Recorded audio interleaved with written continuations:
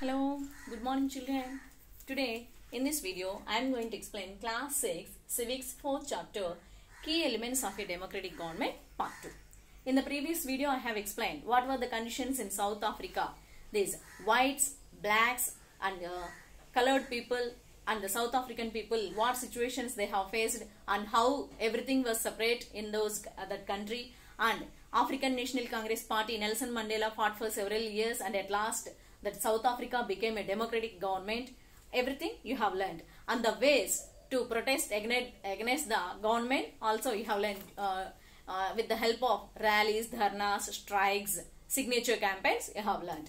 Now you are going to learn need to resolve conflict, how to resolve, how to complete, how to solve a conflict, a dispute, a quarrel, like that. You are going to see. In Maya's story, you read about how conflicts can often lead to violence and death because one group decides that it is alright to use force to prevent the other group from protesting. So, what was the reason why the South African police, why they have killed Hector Peterson? Just he participated in a protest and he refused to learn the language, African native language. He was interested, he and his friends, they were interested in learning Zulu language. For that reason only, for participating in a protest, they shot him. Yes or no? So that was the reason. So here, these protests, how they will lead to these disputes and deaths, violence, you have seen.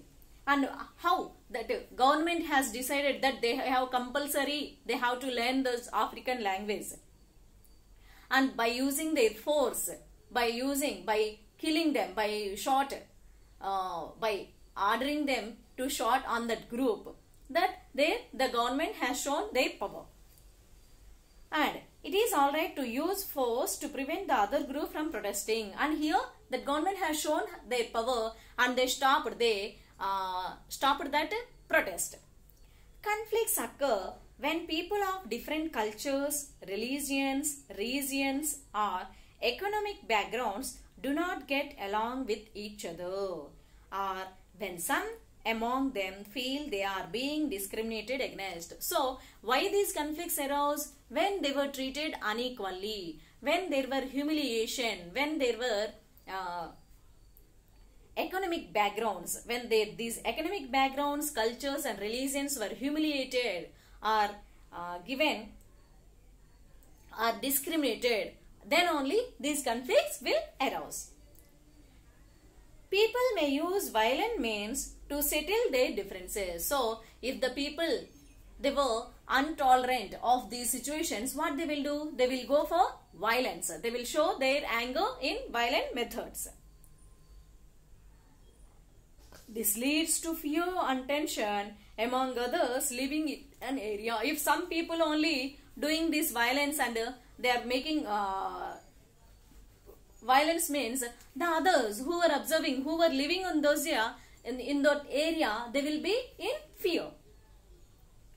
The government is responsible for helping to resolve conflicts. So, to stop these conflicts, whose responsibility is this? This is the responsibility of government. Government only can solve the problems and conflicts. Let's read about some of the conflicts in our society and the role of the government in resolving. So, here some methods were there, some examples they have given, how to conflict, how to resolve the problems they have given. The Indian Constitution lays down the basic rules or laws that have to be followed by everyone. These laws are for both the government and the people. So, what our Indian government has done, it has provided some basic rules, and those rules should be followed by the government and at the same time by the people also. Conflicts and differences have to be resolved according to these laws. Whatever the laws they were made, using those laws and these conflicts should be resolved, should be solved. We will read more about this in later classes. So, you will learn more about them in your higher classes. Now see. Religious processions and celebrations can sometimes lead to conflicts. So religious processions means you have already, you know already. here in our India, it's a religious country. In Hindus, they will do celebrations and processions like Ganesh Chavati. Okay, Ganesh Nimajana. We will do celebrations and holy celebrations, or otherwise Muslims, Christians, and all these, they have their religious processions. So while the people will participate in large amount, so often some conflicts will arise.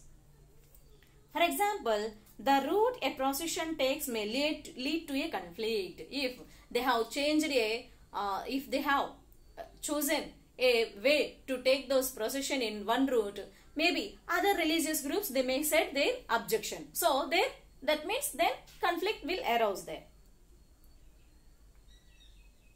The government, particularly the police, play an important role in getting representatives of concerned communities to meet and try to arrive at a solution. So what the government will do for that, for those processions to take on the main roads and traffic roads, main roads, they have to take police permission. They have to take permission from the police, and that means that from the government they have to take permission.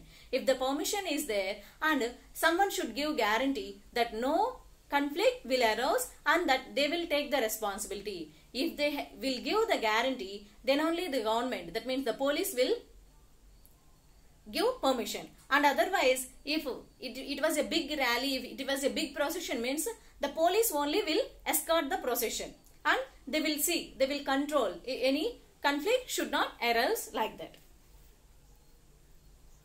See, like Ganesh Nimajana and Durga Puja, Saranavaratri. Okay, like that time also, we processions will take and the police will also escort till it reaches to the water source.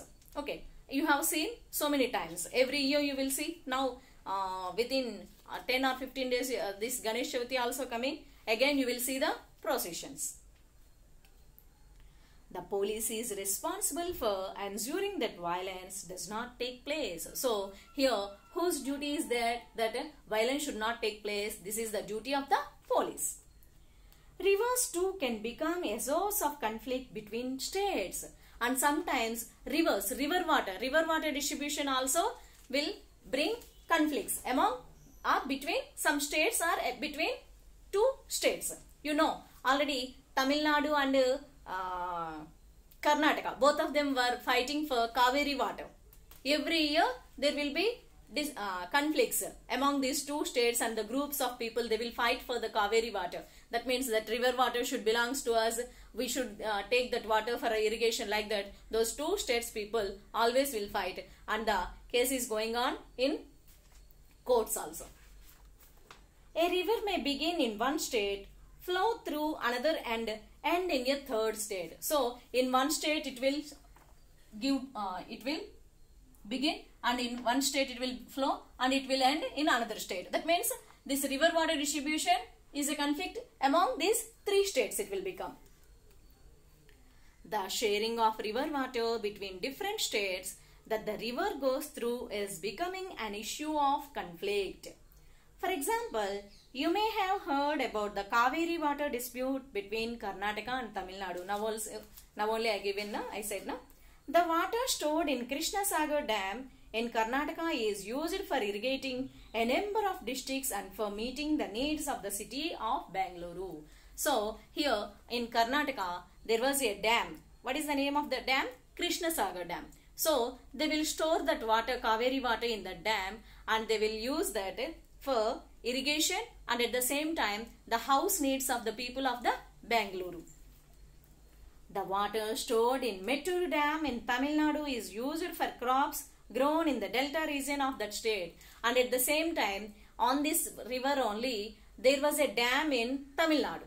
What was the name of the dam? Mettur. So in Karnataka,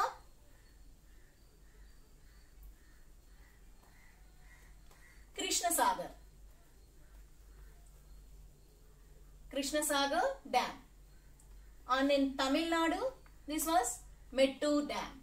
So on this Kaveri river, here in two states they have constructed two dams and were storing that river water and were using for their needs. needs. For irrigation or house needs or city needs, like that they are using.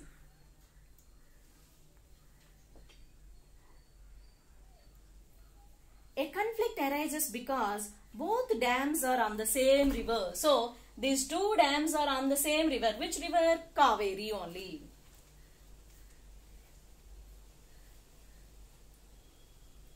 The downstream dam in Tamil Nadu can only be filled up if water is released from the upstream one located in Karnataka. So, this Metturu dam will be filled only if these Karnataka people, if this dam filled with water, then only will give water to this Metturu dam. Otherwise, they will not. First of all, they will look for, they want to complete their needs. So, they will keep a door, gates. They will keep gates here so that the water should not go to Metturu dam like that. But what about this Tamil Nadu people? If they are keeping gates for their own purpose, what about these people? Here in this state also that river is flowing, and here also people have to use water.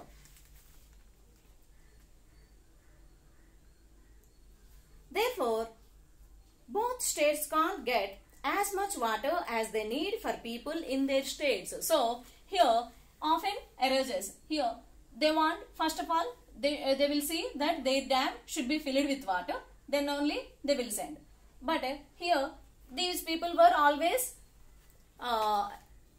waiting for that water. So, conflict will arise definitely. This leads to conflict. The central government has to step in and see that a fair distribution is worked out for both states. So, here this is a conflict between two states. So, who should involve here? Central government should involve, and central government has to do justice to both states.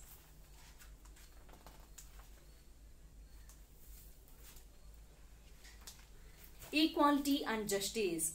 One of the key ideas of a democratic government is its commitment to equality and justice. Equality and justice are inseparable. So, for any good government of a state or country is it has to do justice and equality to its people, and both these equality and justice are inseparable. That means we can't separate. When there is equality, then only their justice will be there. The earlier practice of untouchability is now banned by law. This group of people were denied education, transport, or medical facilities, and even the chance to offer prayers. Dr. Ambedkar, whom you have read about earlier in this book, and many others like him, realized that such practices must not continue and that justice can only be achieved when people are treated equally. So, here already in the beginning of this lesson only you have learned how in Hinduism, how this is untouchability they will practice, and the equal opportunities were not there. Some were higher caste and some were lower caste, and these lower caste there was no equal opportunity to education and other facilities. So, this is the responsibility of the government to bring equality. And the justice will be achieved only when equality is brought in the country. The government also recognizes this and makes special provisions for groups within society that are unequal. So, government will provide all these. For instance, in our society, there is a general tendency to value and care for the boy child more than the girl child. You always noticed, if two children are there in home, one is boy and one is girl, means always the family members, they will give more importance to and preference to boy child only. That means here girl child is not given that much preference. This means that society does not value the girl and boy child equally, and this is unjust. Both are children only. Then why to give preference, more importance to one boy and not less importance to girl? In this context, the government steps in to promote justice by providing special provisions that can enable girls to overcome the injustice that they are subjected to. So, the government is now so many methods are there to bring up the situation of the girls. they are giving now for girls. They are giving, if 2 girls children are there, means they are government is giving some amount. And for girls in buses, transport, if they are going to schools, means on the transport also free, and at the same time they are providing books and cycles also they are giving now. So government brought some measurements to improve the situation of the girl child. Thus, it is possible that fee for girls might be waived or lowered in government schools or colleges. So, in government schools and colleges, if they reduced the fee for girls also, the girls' condition will be more good. Like that, the measures the government is taking. So, this is the lesson, children. Key elements of a democratic government. I hope you understood the content. Thank you. Have a nice day.